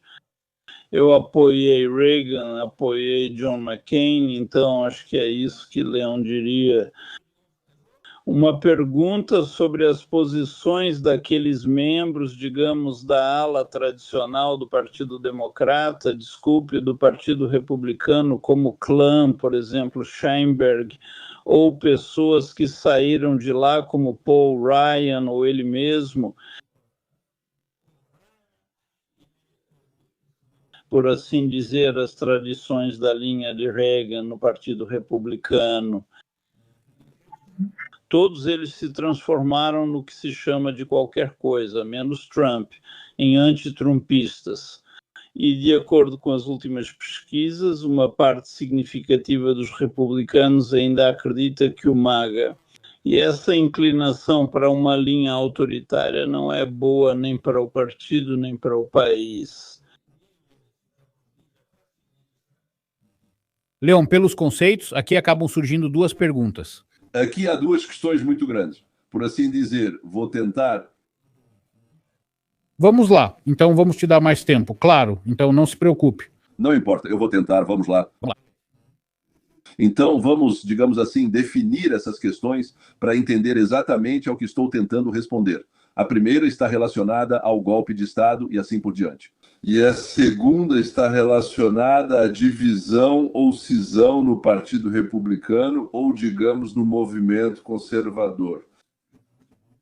E onde eu estou, como eu, digamos, avalio isso, com quem estou lá e coisas do tipo, não apenas com quem estou, mas por que estou onde estou. Então, digamos, vamos para a primeira parte. O que você chama de tentativa de golpe de Estado, para mim, é extremamente estranho. Porque, veja, no nosso país existe um exército que, em geral, normalmente não entra dentro do próprio país. Existem guardas nacionais em cada estado que podem ser federalizados e passar para a jurisdição federal. Existe a polícia e, em geral, vários ministérios têm suas próprias forças de segurança. Até onde eu sei, nenhum desses departamentos, associações, serviços e assim por diante não esteve presente nem participou de forma alguma do chamado ataque ao Capitólio. Por que ataque ao Capitólio? Porque esse ataque ao Capitólio foi muito estranho. Pessoas absolutamente desarmadas, pelo menos, digamos assim, sabemos disso com 100% de certeza. Sim, talvez alguém tivesse uma pistola ou outra, mas em princípio eles estavam desarmados. Eles entraram lá. Como fizeram isso também é interessante. Eu tinha alguns amigos e conhecidos lá. Eles subiram as escadas, entraram no Capitólio, ficaram lá por um tempo, saíram de lá. Havia algumas pessoas que quebravam as portas. Até agora não conseguimos encontrá-los, porque ninguém entre aquelas pessoas que eram próximas nem ao MAGA, nem ao Tea Party, nem aos conservadores, e outros, como se diz, conseguem encontrá-los. E dizer, aqui estão algumas pessoas de fora, desconhecidas, que quebraram as portas. Bem, não posso acusar ninguém, mas há uma séria suspeita de que o FBI se envolveu, talvez por iniciativa própria ou colocando pessoas lá, mas isso agora não importa. Ou seja, pessoas completamente desarmadas entraram no Capitólio, andaram por lá e saíram em 1 hora. A maioria conversava amigavelmente com a polícia, que abria as portas e mostrava por onde entrar e circular, assim como a segurança interna. 3 dias antes do ocorrido, o pessoal do Trump pediu 3 vezes à cidade, isso está 100% comprovado, para colocar, digamos, a polícia municipal. A cidade recusou 2 vezes. Eles recorreram a Nancy Pelosi porque só Nancy Pelosi tem o direito de chamar a polícia ou fazer algo no território do Congresso, e ela recusou ambas as vezes. Hoje ela está em pânico por isso, e a filha ficou histérica, dizendo que a mãe não entendeu ou não sabia. Ou seja, 3 vezes as pessoas de Trump pediram para trazer algum tipo de força, porque tinham medo de que houvesse confrontos, problemas, por assim dizer, e coisas do tipo, mas isso não foi feito. Tudo está registrado em ata e existe. Então essas pessoas entraram e estiveram lá e, na verdade, não fizeram nada dentro do Capitólio, depois foram embora e se dispersaram. Agora, quem dizia defender o Capitólio só abria a porta e mostrava que todos estavam armados. Como sabemos, porque Babbitt, que estava lá, uma mulher, a única morte que ocorreu como resultado dessa invasão, desse ataque, foi a da major da reserva Babbitt. Ela era, por assim dizer, militar, mas estava em roupas civis. O policial sacou a pistola policial e atirou nela a queima-roupa, matando-a, embora ela não tivesse tomado nenhuma atitude. Ações que poderiam afetar seu bem-estar, sua vida e outras coisas do tipo. Ou seja, um golpe de Estado realizado com a ajuda de uma multidão completamente desarmada de algumas milhares de pessoas. Sendo que 20, 30, 40 mil militares armados estavam por perto e poderiam ter vindo ajudar imediatamente se fosse necessário, e não fizeram nada. Nenhuma dessas unidades declarou que estava apoiando Trump em um golpe de Estado. Foi um golpe de Estado estranho que não teve influência alguma e não poderia ter tido. Lá estava acontecendo apenas uma votação, que era importante, claro, e foi por isso que eles vieram de toda a América e foram protestar. Mas o protesto foi absolutamente normal. Infelizmente, agora eu não entendo muito bem o que realmente aconteceu lá, mas infelizmente com consequências desagradáveis, não foi nada parecido com um golpe de Estado. Pelos dados absolutamente objetivos, a quantidade de armas, a quantidade de pessoas, os pedidos para, digamos, fornecer segurança e coisas do tipo. Não houve nenhum golpe de Estado lá. Agora pode acontecer um golpe de Estado, sabe? Normalmente as pessoas que tentam tomar o poder têm esse lema de centralização, ou seja, eles dizem, não dizem abertamente, mas tentam centralizar para que, digamos, de algum centro, todos sejam comandados por eles.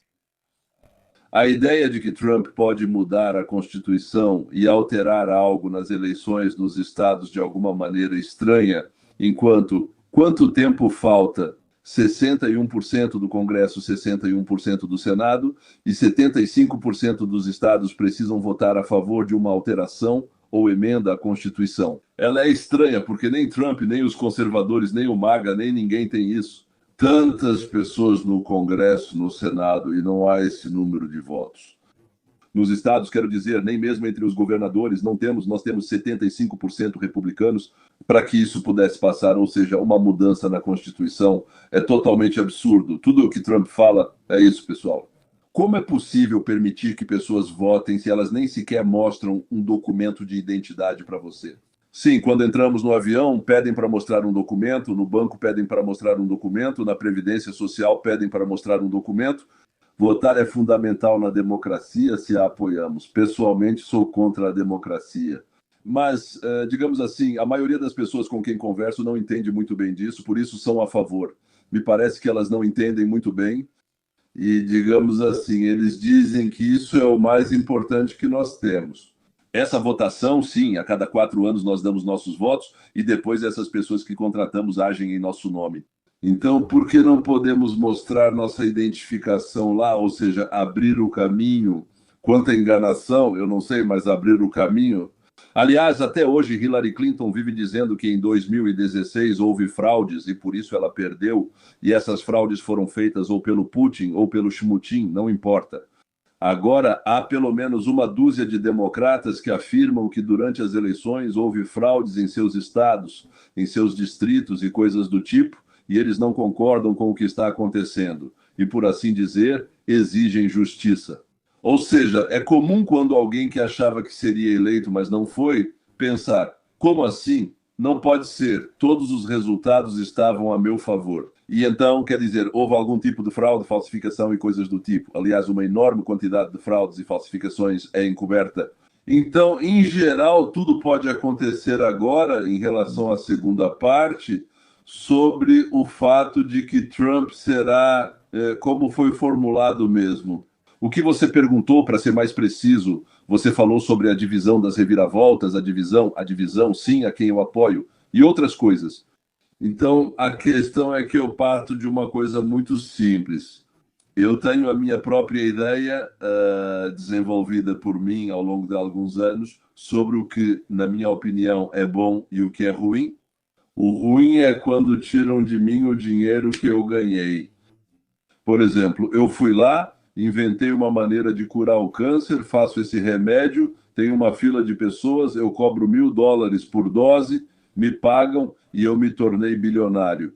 Muito rápido aparece uma pessoa e diz assim, entregue, sei lá, 60%, 70%, 80% disso para alguém. Para quem? Eu pergunto. Para quem não tem dinheiro. Mas por quê? Por que eu devo entregar? Eu não concordei com isso, mas me dizem, você é um bilionário ruim? Eu digo, só um segundo, vocês acabaram de vir até mim, pegaram meu remédio e disseram, muito obrigado, estamos felizes.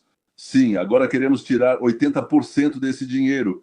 Ou então, na cidade, 3 pessoas fazem sapatos, eu faço os melhores sapatos, os mais bonitos e os mais baratos. Todos vêm até mim e compram, os outros vão à falência. Aí vêm até mim e dizem, vamos lá, entregue metade, tipo 60% a 70%, igual aos anos 90 na Rússia. Você está desenhando isso? Sim, a América de hoje. Essa é a América de hoje. O Congresso se reúne, 450 pessoas se juntam e decidem quanto dinheiro vão tirar de mim. E quando eu resisto, me dizem, um momento, temos democracia, então compartilhe. Eu digo que não vou dar, então levo uma cacetada na cabeça. Então eu fico em casa com uma arma na mão, aí me matam se eu tento proteger o meu dinheiro para que não o roubem de mim. Isso é o que eu não gosto. Eu, na verdade, acho que a gente deve viver de acordo com um certo princípio. Esse princípio foi formulado por um herói da antiguidade que eu admiro muito, que viveu 100 anos antes de Jesus Cristo, e seu nome era Rav Gilel. E ele formulou assim, não faça ao outro aquilo que você não quer que façam com você. Bem, a regra de ouro, né, em todo o povo, em toda a literatura, até mesmo Jesus Cristo depois repetiu, mudando um pouco o que foi dito. Eu gosto mais da versão de Gilel. Então, do meu ponto de vista, o que Trump faz hoje lembra de forma impressionante justamente viver por esse princípio, quando ele diz, pessoal, a nossa América, o nosso país. Ela viveu por muito tempo sem roubar dinheiro das pessoas que produzem algo e ganham com isso, ela viveu por muito tempo assim. Pelo princípio de vamos arrecadar dinheiro de outros lugares, tipo, alguém quer comercializar conosco, então vamos cobrar deles pelo direito de trazer mercadorias para nós. Bem, isso significa até pagar mais, sim, vamos pagar mais, mas pelo menos podemos produzir algo em casa e podemos competir com eles. E então vão comprar o nosso, aí a nossa situação vai melhorar. Ou seja, quem quiser comprar do exterior paga mais caro. Quem optar pelo produto local, além do preço menor, tem outras vantagens. Ou seja, Trump, na minha opinião, está nos levando de volta àquela mesma democracia. Eu não gosto muito dessa palavra, mais uma vez. Uso essa palavra só para que as pessoas entendam do que estou falando. Ou seja, ele traz de volta aquela mesma democracia que foi idealizada pelos pais fundadores, que basearam tudo o que disseram no trabalho chamado common sense, ou seja, o bom senso. Thomas Paine, que foi escrito Mudou a América, toda a Revolução Americana se baseia nesse, eles o chamam de panfleto, 56 páginas panfleto. E é isso que Donald Trump está tentando fazer. Não nos levar de volta à escravidão ou a qualquer outra coisa. Ele está tentando descentralizar a América, não se tornar um tirano, mas descentralizar a América. Por isso estamos destruindo. Bem, digamos, como ele ousou fechar o Ministério da Educação, ele quer descentralizar. Ele quer, ao contrário, não concentrar o poder em suas mãos, mas distribuir esse poder. Porque tudo o que ele quer é viver segundo o princípio que esse mesmo escravo Gilel propôs 100 anos antes do nascimento de Cristo. E aí o Trump, que talvez o conheça, talvez não, mas de maneira surpreendente, age exatamente assim de forma intuitiva. Nem sempre, às vezes de forma brusca, às vezes de um jeito que eu, por exemplo, não agiria, mas ele vê a direção e vai até lá. Esse é um homem que, na minha opinião, fez mais. Olha, você disse em outra fala sua que ele destruiu a OTAN, mas ele não destruiu, ele criou a OTAN. Ele não está destruindo a América, ele não está destruindo a República. Ele a fortalece, reforça e a leva exatamente ao que ela deveria ser. Ou seja, a pessoa é mais importante do que a organização, a pessoa é mais importante do que a sociedade, a pessoa é mais importante do que o Estado. Aqueles que acham que a sociedade, o grupo e outros são mais importantes, são marxistas, trotskistas, maoístas ou algo assim, eles são coletivistas. E nós gostaríamos muito que eles fossem embora, mas na verdade não vamos fazer isso, eles vão embora sozinhos, sem que a gente precise ajudar. Obrigado. Obrigado, Leon Alexandre. Uma réplica, se possível, bem curta, porque temos muito pouco tempo restante. Quero apenas lembrar aos nossos telespectadores e ouvintes de rádio que vocês estão assistindo a um debate no canal Rádio Vera TV entre Leon Weinstein e Alexandre Goldfors sobre a presidência de Donald Trump. O tema do nosso debate de hoje, só para lembrar, é: Trump é um mal ou um presente do destino? Alexandre, por favor, sua réplica e sua última pergunta será a próxima. Muito bem. Minha réplica é curta, obrigado. Se pegarmos o discurso do Leon, que ouvi com grande interesse, e o passarmos, digamos, por uma inteligência artificial, podemos identificar, por assim dizer, as fontes e os componentes dessa ideologia, que ao longo da história, especialmente nos últimos 200 anos, levou a consequências muito tristes. Não quero me repetir, só quero dizer que se essa ideologia e esse, digamos, sistema de apelo às massas prevalecerem, então nos espera, em geral, um regime autoritário. Ou, como comecei dizendo, nos espera um regime de oclocracia, ou seja, o poder dos demagogos e do populismo dos populistas baseado em confundir a cabeça de um grande número de pessoas. Não vou justificar tudo isso agora, porque não há tempo, mas é essa a sensação que tenho do que está acontecendo. Obrigado, Alexandre. E então, sua última pergunta para Leon. Minha última pergunta para Leon, tudo bem, vamos lá, Leon. Diga, como você reagiria ao fato de que depois de ter vindo para cá da União Soviética, não, você veio de Israel, assim como eu, aliás, mas isso não importa quando você se encontrou aqui. Alexandre, peço desculpas, a pergunta para o Leon agora é a última, porque você fez uma pergunta dupla. Peço desculpas, sim, Leon, a culpa é minha, então sim, sua pergunta é realmente a última. E então passaremos para a discussão livre, com o tempo que restar, só o que sobrar mesmo. Sim, ainda temos uma discussão livre. Ainda temos discussão livre, mas só se conseguirmos chegar a ela. Certo. Pelo que entendi, pelo tempo, só teremos tempo para, como dizem, o argumento final, claro. Ok, então vamos tentar. Então, Trump, em um ano de governo, trouxe para a América, trouxe para os Estados Unidos 18 trilhões em investimentos na indústria americana. Para comparação, sob Biden, em 4 anos veio 1 trilhão. Nos Estados Unidos estão sendo construídas fábricas de automóveis, centros de inteligência artificial e novas usinas elétricas para alta tecnologia. Os Estados Unidos iniciaram atividades com criptomoedas. Estamos construindo uma cúpula de proteção igual a de Israel, mas dourada, ou seja, agora gostamos de coisas douradas, então estamos recuperando a vantagem da China na frota. Digamos, nos EUA a inflação está diminuindo, os salários estão aumentando, a inflação está diminuindo, os salários estão aumentando 100%. Posso apresentar os dados de novo, mas isso levaria muito tempo. As tarifas alfandegárias permitem limitar a importação de produtos que os ininguás são obrigados a produzir internamente, como terras raras, ímãs, antibióticos. Se não fizermos isso, a China vai nos sufocar, recusando-se a fornecer o que é necessário para a indústria militar.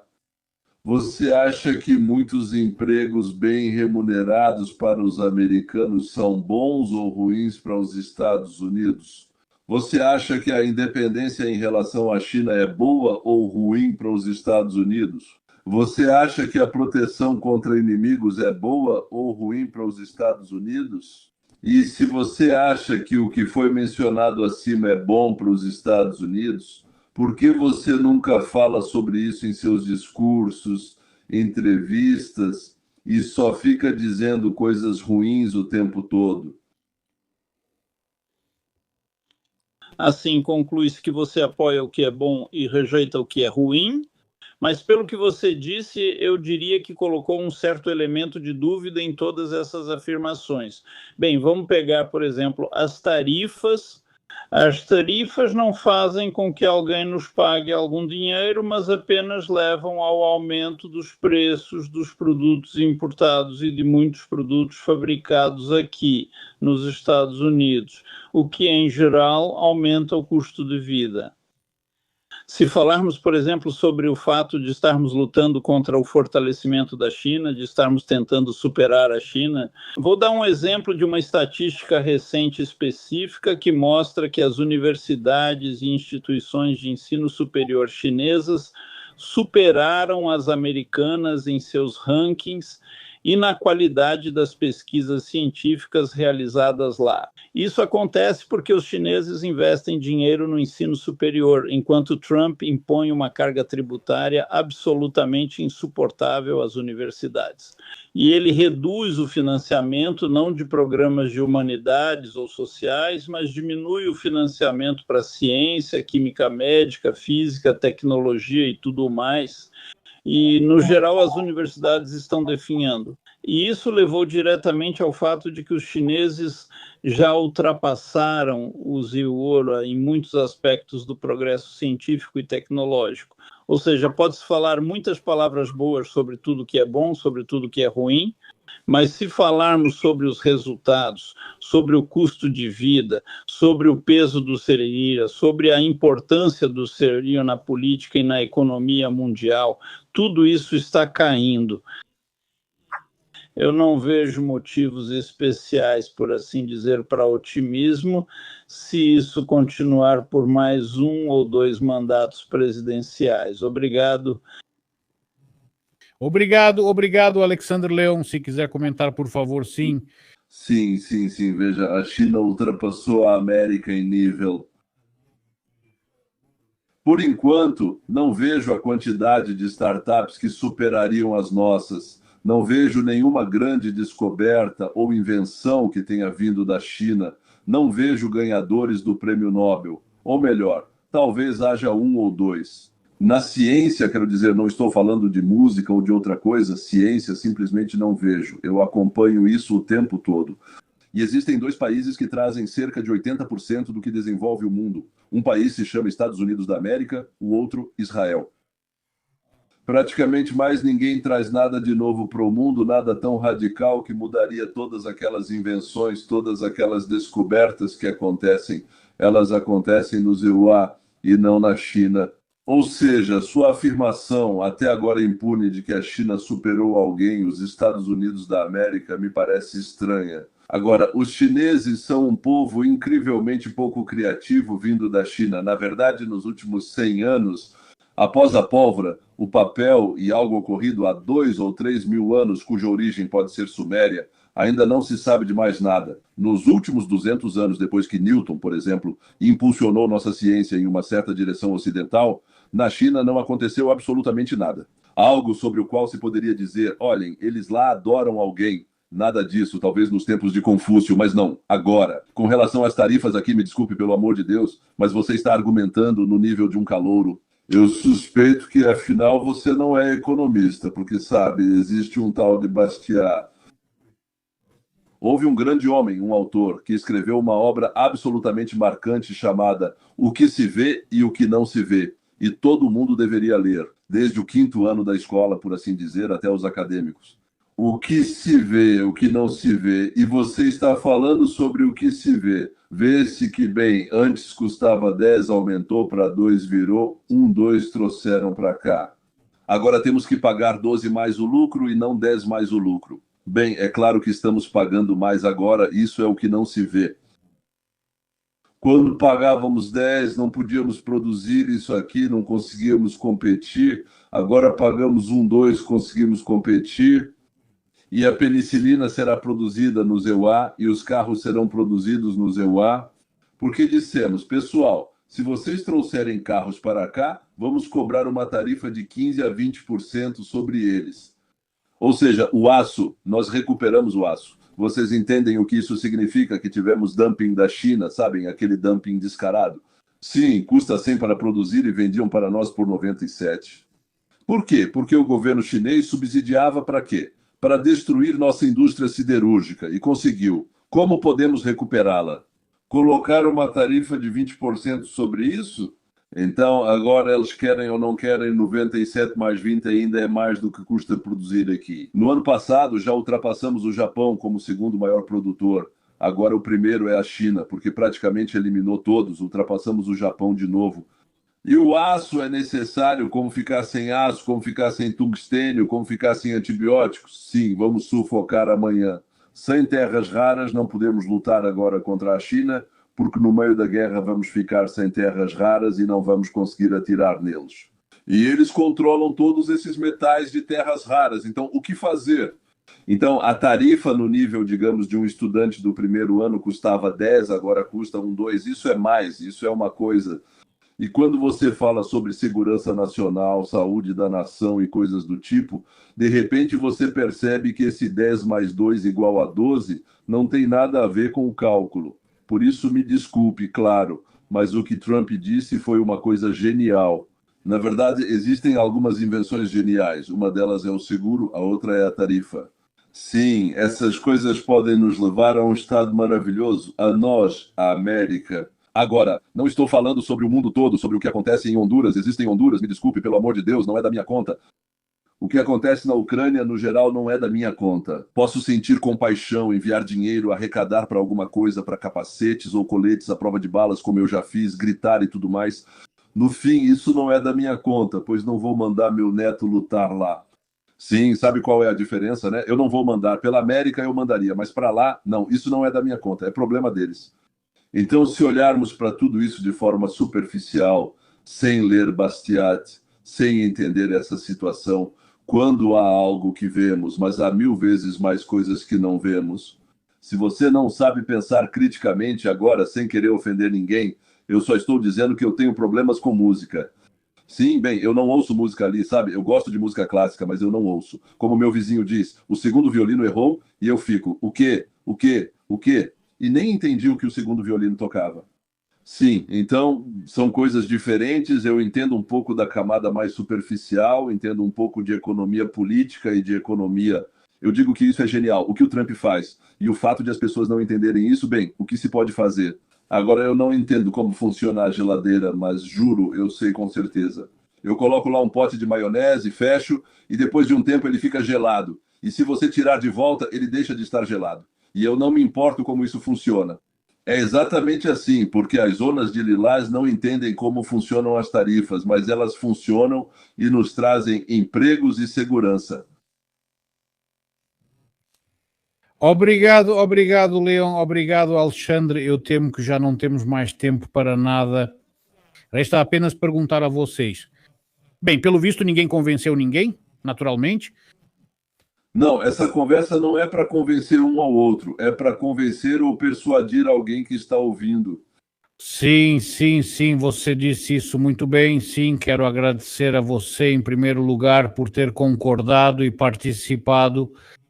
Porque, bem, digamos assim, afinal de contas, são debates. Alguns não gostam muito disso, alguns tentam evitar. Mas muito obrigado a você por... Se nos derem a palavra. Então vamos lá, se der tempo, porque a gente tem, sim, só restam 10 minutos, então vamos. Só que eu peço muito que a gente siga estritamente o regulamento, vamos fazer até 5 minutinhos para cada um. Se não se importarem... Simplesmente perfeito, já que... Obrigado, vamos lá, sim. Da última vez quem começou foi o Alexandre, como se tivessem colocado ele numa posição mais desconfortável. Por assim dizer, eu já tinha material quando comecei a falar, bem, vamos lá, posso dizer assim, vamos lá, vamos lá. O Alexandre não tem objeções. Vamos lá, olhem, sim, não, isso é meio que um ponto positivo. Ele será o último, o finalizador, o ponto final será dele, vejam. Toda a propaganda de hoje é baseada em um experimento simples feito no início dos anos 50 por um certo Solomon Asch. Então mostravam às pessoas linhas de comprimentos diferentes e pediam para dizer em voz alta qual das 3 linhas correspondia ao modelo. No grupo sempre havia um verdadeiro participante que não sabia disso. E vários cúmplices, geralmente 9 cúmplices e, digamos, um verdadeiro participante. E ele era colocado por último. Então eles, de comum acordo, começavam a dar, de propósito, uma resposta obviamente errada. Mas o mesmo controle mostrou que, sozinhas, as pessoas em quase 99% dos casos respondiam corretamente, ou seja, quando não havia ninguém, apenas uma pessoa olhava para isso e respondia corretamente. Mas quando todos ao redor começavam a dizer em coro a resposta errada, cerca de 75% dos participantes seguiam o grupo e repetiam o erro proposital, mesmo vendo que aquilo estava errado. Em experimentos posteriores, nos quais isso é chamado de conformismo, o nível de conformismo caía significativamente. Ou seja, se aparecia pelo menos uma pessoa no grupo que respondia diferente da maioria, o participante diminuía drasticamente seu acordo com a maioria. Ou seja, um discordante quebrava a sensação de unanimidade. O participante permitia-se muito mais frequentemente dizer o que realmente via e pensava. O tamanho do grupo também influenciava. Quanto maior, maior o efeito, por exemplo, de 9 para 20 pessoas. Aí a pessoa pensava, será que enlouqueci? Sim. A redução do grupo de 9 para 3 levava a um resultado em que o bom senso prevalecia.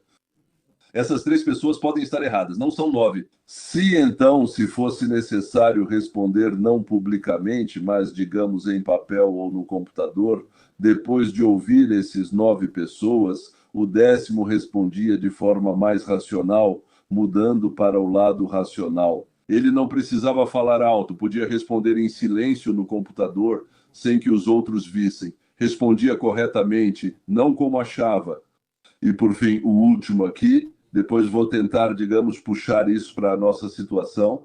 Pessoas com autoestima mais alta permaneceram independentes com muito mais frequência. Vamos analisar agora o que realmente está acontecendo diante dos nossos olhos. E isso coincide completamente com o experimento repetido inúmeras vezes por esse próprio Solomon Asch. Você pode ser cientista, zelador, estar em destaque ou viver como Diógenes em um barril. A autoestima pode ser influenciada por isso ou pode não ser. Muito frequentemente, a autoestima de quem está satisfeito com sua vida é muito mais alta do que aquela autoestima nervosa, constantemente mudando, baseada no sucesso ou fracasso momentâneo. Psique de um ator mundialmente famoso que pertence à classe dos que foram educados em escola ou universidade. E determine, então, que, em geral, o fato de você pertencer a essa ou aquela classe não determina sua capacidade de se apresentar, mas sim a pressão da sociedade em que você vive. Nos círculos de artistas nas universidades, entre jornalistas, psicólogos, advogados, foram os marxistas que entraram na educação. Eu uso a palavra marxista ou o termo marxismo como um conceito geral que uniu uma série de crenças semelhantes. Mas é preciso dizer imediatamente o que significa Karl Marx. Durante, se não me engano, 5 anos, todo fim de semana, recebendo um bom dinheiro por isso e influenciando seriamente a formação intermediária das mentes dos jovens. Então, aqui em Nova York, ele publicava em um jornal que se chamava New York Vestnik, ou algo assim, não me lembro direito, New York, alguma coisa, durante 5 anos, todo domingo. Ou seja, ele influenciou. Então, os marxistas, ou seja, as pessoas que decidiram que o livre mercado pune os fracos, após 50 anos de ensino nos Estados Unidos e na Europa, acabaram se tornando predominantes, líderes. E isso levou ao fato de que essa ideologia se tornou a principal ideologia de Anapa. A vitória geral, a única eu. Assim que falo, quero dizer, estaria do lado do Ocidente.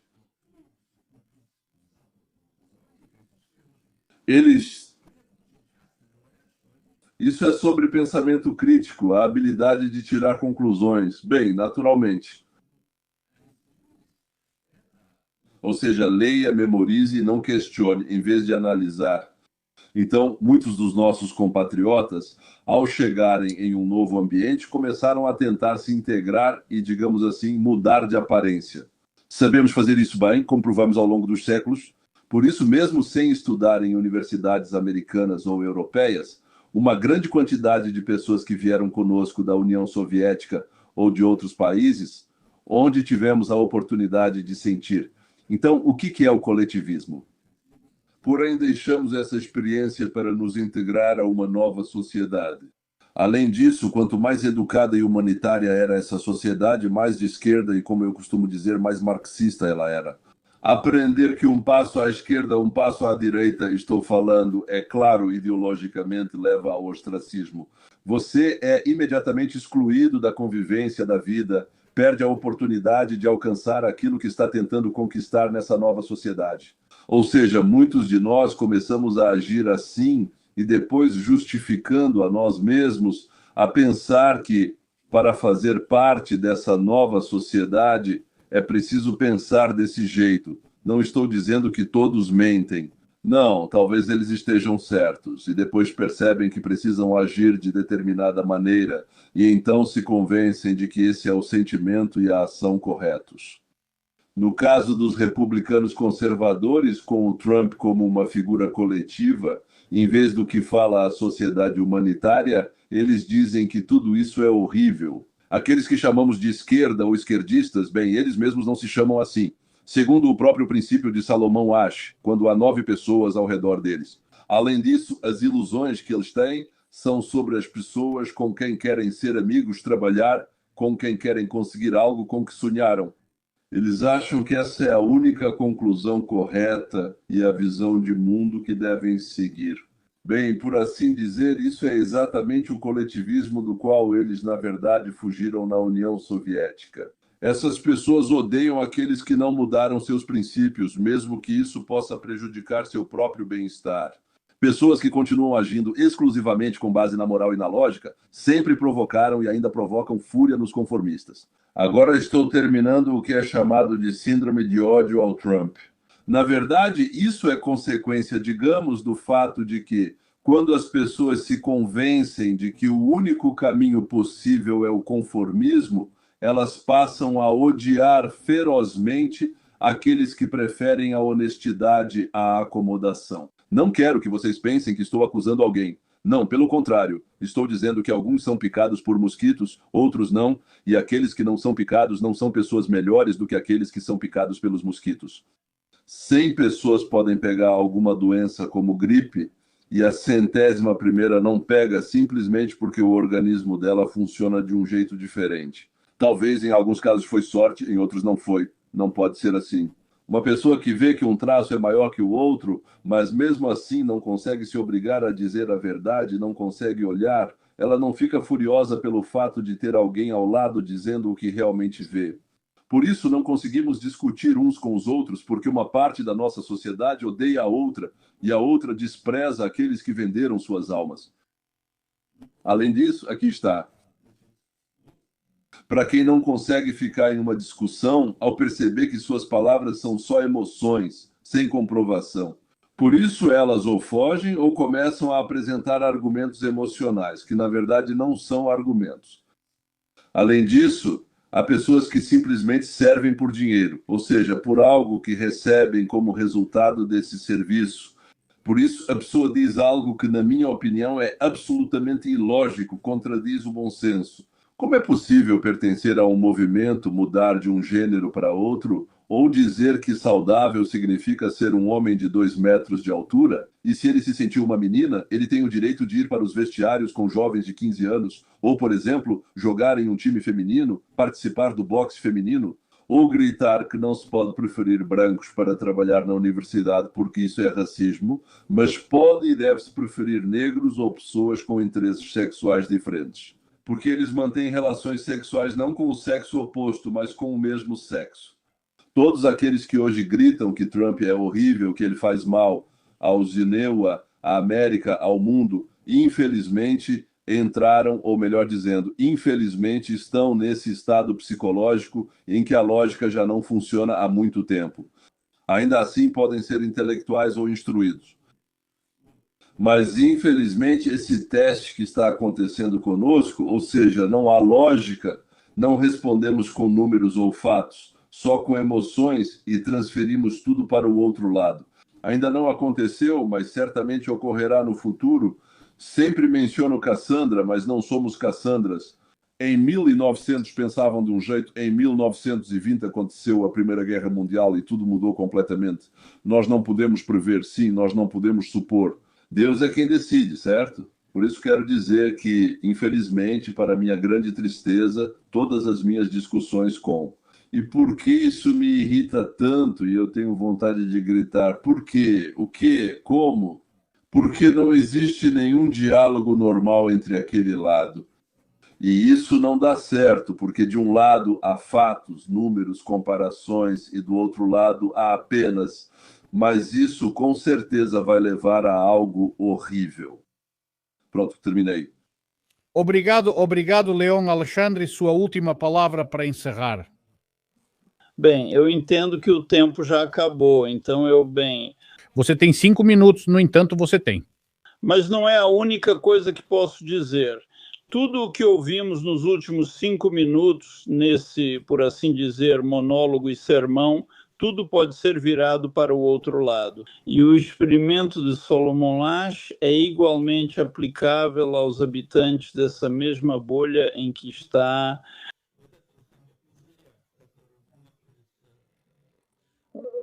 uma parte significativa da América de língua russa e uma parte significativa do movimento MAGA. Todas essas pessoas são igualmente uma confirmação do experimento de Asch.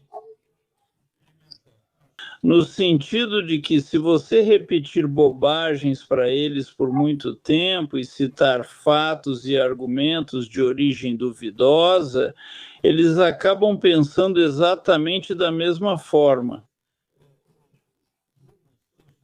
Porque eles não são capazes de pensar criticamente sobre o que ouvem, esse é todo o problema. Por isso, eu simplesmente pegaria e repetiria a palavra, enviaria tudo o que o Leon acabou de dizer, mas virando o patos para o lado oposto. Agora, por isso eu acho que não vamos conseguir chegar a um acordo aqui. De fato, concordo plenamente com isso, que aqui existem duas posições praticamente irreconciliáveis. Posições irreconciliáveis que não podem ser resolvidas por meio de compromisso, mas só podem ser resolvidas pelo reconhecimento de um certo conjunto de regras, que é justamente o que constitui a democracia política. Que existe um certo conjunto de regras e todos o utilizam, todos o seguem e todos concordam com ele. Infelizmente, na minha opinião, há agora uma tendência de que essas regras supostamente devem ser abolidas e de impor a sua vontade àqueles que não concordam com você. Essa é, digamos, minha primeira observação sobre o que ouvimos.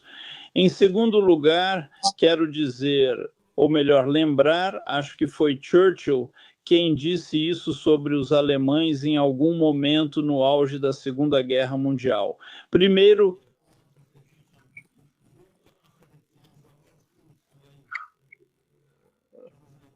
que isso não é correto.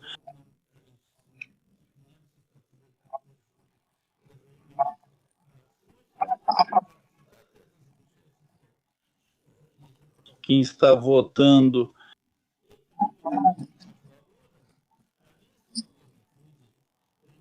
de forma competente. E agora, embora eu tenha certeza de que Leon vai virar essa mesma citação ao contrário e direcioná-la para mim.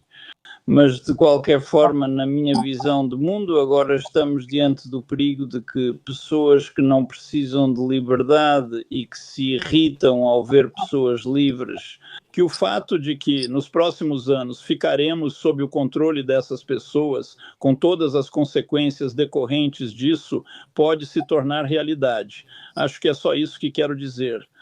Muito obrigado, Alexandre. Muito obrigado, Leon, mais uma vez pelo tempo de vocês, pela participação de vocês em nosso debate. Eu acredito que o debate foi um sucesso, então, mais uma vez, muito obrigado a vocês. E até os próximos encontros, espero eu, talvez já não no formato de debate, mas simplesmente, digamos assim, em conversas conjuntas. Muito obrigado mais uma vez, tudo de bom para vocês. E como dizem, que Deus abençoe a América. E o Canadá também. Bem, é isso. Espero que você tenha gostado, mas o mais importante é que algo tenha ficado mais claro para você. Eu realmente espero que nesse processo eu tenha desempenhado algum papel positivo. E eu tenho duas perguntas para você, sim, provavelmente duas perguntas. A primeira, você acha interessante esse tipo de disputa, debate, discussão? Na verdade, temo que depois disso ninguém mais queira discutir comigo novamente. Isso já aconteceu várias vezes, depois as pessoas esquecem, depois de 1 ou 2 anos, e aí de novo acontece esse tipo de problema comigo, na minha opinião. Acaba ficando claro que eles não têm nenhum argumento, além de suspiros emocionais. Mas, de novo, cada um é cada um. Talvez você ache que eu fiz algo errado lá, por isso, digamos, peço desculpas por esse comentário. E aqui vai a segunda pergunta. O que você mais gostou e o que menos gostou na nossa conversa de hoje? Muito interessante, porque provavelmente vou até dedicar um dos programas para discutir essa nossa conversa, esse diálogo, esse debate. Não sei como chamar, talvez massacre de inocentes. Talvez, e com certeza vou usar os seus comentários, então escrevam, mas não precisa ser muito longo, não leio comentários grandes, mas escrevam de forma que eu entenda o que vocês querem dizer. Certo, é isso. Até logo e até a próxima. Até mais.